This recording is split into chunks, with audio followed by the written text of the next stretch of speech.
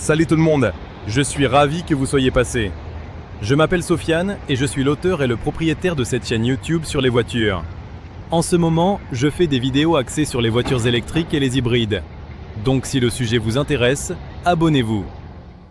Alors, on parle aujourd'hui de l'autonomie restante dans les véhicules électriques, un sujet crucial pour tous les conducteurs. On va regarder de plus près comment ça fonctionne sur quelques modèles populaires.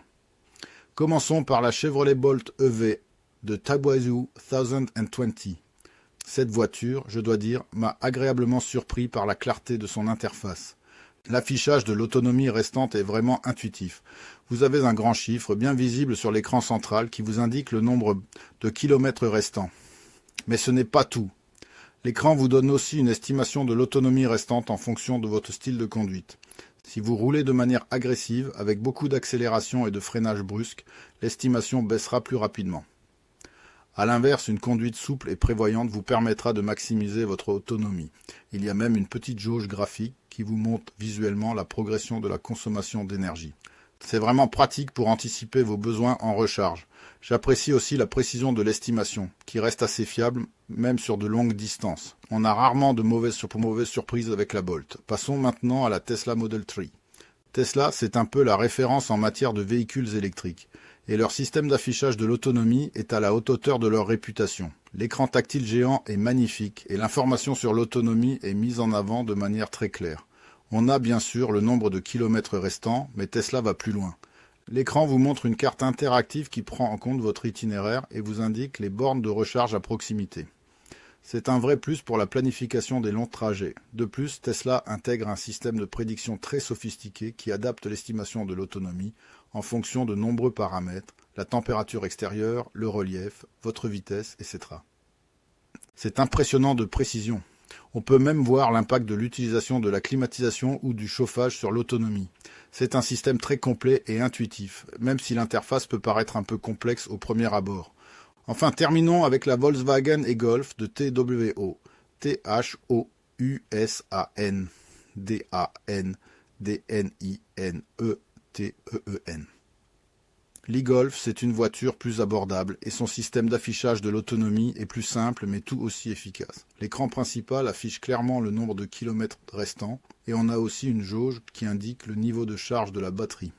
C'est moins sophistiqué que les systèmes de la Bolt ou de la Tesla, mais l'information est précise et facile à comprendre. On n'a pas de fonctionnalité aussi avancée que la prédiction d'autonomie adaptative, mais pour une utilisation quotidienne, c'est amplement suffisant. L'e-Golf est une excellente option pour ceux qui cherchent une voiture électrique sans se ruiner, et son système d'affichage de l'autonomie est parfaitement adapté à ses besoins.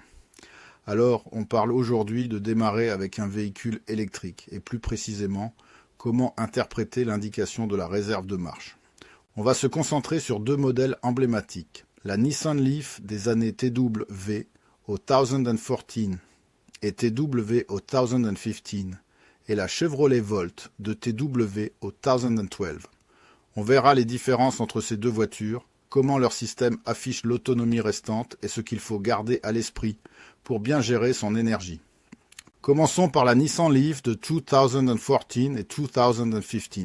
L'affichage de l'autonomie est assez direct, généralement exprimé en kilomètres. Cependant, il est crucial de comprendre que cette indication est une estimation et qu'elle varie en fonction de nombreux facteurs. La température extérieure, votre style de conduite, l'utilisation de la climatisation ou du chauffage, et même la topographie du trajet influencent considérablement l'autonomie réelle. J'ai personnellement constaté des variations assez importantes, parfois jusqu'à 20 km, de différence entre l'estimation affichée et l'autonomie réelle selon les conditions. Il est donc important de ne pas se fier aveuglément aux chiffres affichés, mais de le considérer comme une indication générale.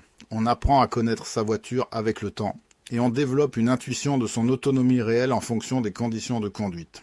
N'hésitez pas à noter vos consommations pour affiner votre estimation. Par exemple, si vous faites régulièrement un trajet de 50 km et que l'indicateur vous montre une autonomie de 60 km, vous savez que vous avez une marge de sécurité, mais si l'indicateur affiche seulement 50 km, il est peut-être temps de penser à recharger. Passons maintenant à la Chevrolet Volt TW 1012. Le système de la Volt est un peu différent, car elle possède à la fois un moteur électrique et un moteur à essence. L'affichage de l'autonomie prend donc en compte les deux sources d'énergie. Vous verrez généralement une indication de l'autonomie en mode tout électrique, puis une indication de l'autonomie totale incluant l'essence. Il est important de comprendre la différence entre ces deux indications. L'autonomie en mode tout électrique est la distance que vous pouvez parcourir uniquement grâce à la batterie. L'autonomie totale inclut la distance supplémentaire que vous pouvez parcourir grâce au moteur à essence une fois la batterie épuisée. La gestion de l'énergie sur la Volt est un peu plus complexe, car vous pouvez choisir de privilégier l'utilisation du moteur électrique ou du moteur à essence, selon vos besoins et vos préférences. L'expérience de conduite est donc différente de celle de la Leaf, et il faut un peu de temps pour maîtriser la gestion optimale de l'énergie. Enfin, quelques actualités concernant les véhicules électriques et l'autonomie. On voit de plus en plus de progrès technologiques qui permettent d'améliorer l'autonomie des batteries. Les nouvelles batteries offrent une densité énergétique plus importante, ce qui se traduit par une plus grande autonomie. De plus, les infrastructures de recharge se développent rapidement, ce qui rend l'utilisation d'un véhicule électrique de plus en plus pratique. On observe également des innovations dans les systèmes de gestion de l'énergie qui permettent d'optimiser la consommation et d'augmenter l'autonomie. Restez à l'affût des nouveautés, car le domaine des véhicules électriques est en constante évolution.